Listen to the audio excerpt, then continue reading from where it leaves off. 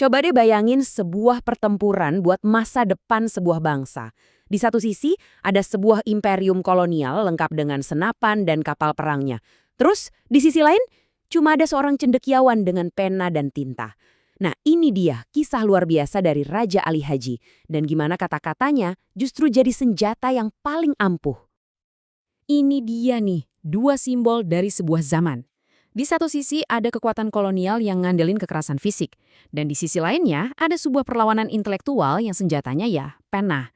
Raja Ali Haji sadar dia nggak akan menang di medan perang terbuka. Makanya ia memilih medan perang lain, yaitu medan perang gagasan.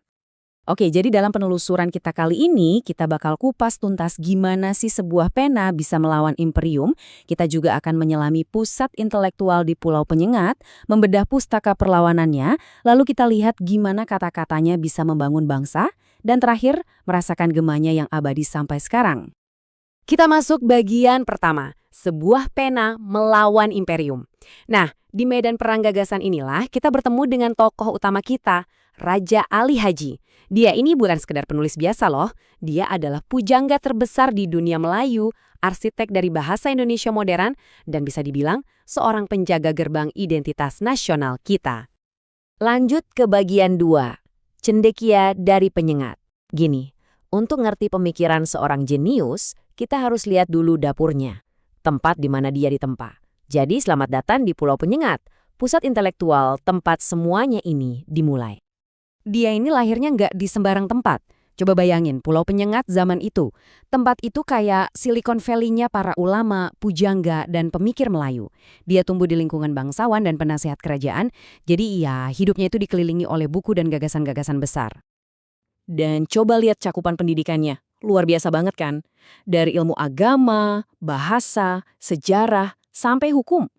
Dia ini bukan seorang spesialis di satu bidang aja, tapi seorang polimath, seorang jenius serba bisa. Kemampuannya buat nyambungin berbagai disiplin ilmu inilah yang bikin dia jadi seorang visioner sejati. Oke, bagian 3, pustaka perlawanan.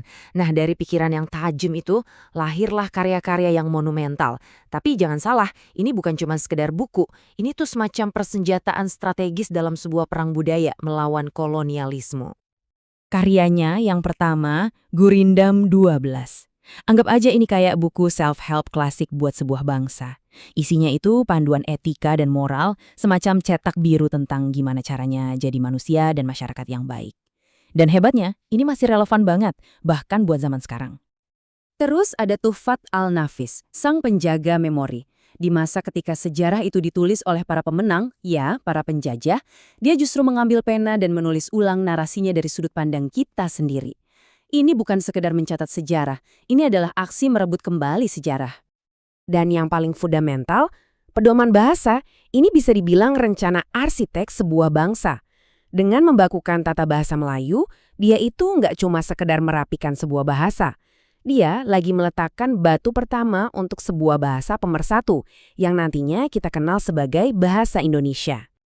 Jadi apa sih benang merah dari semua ini?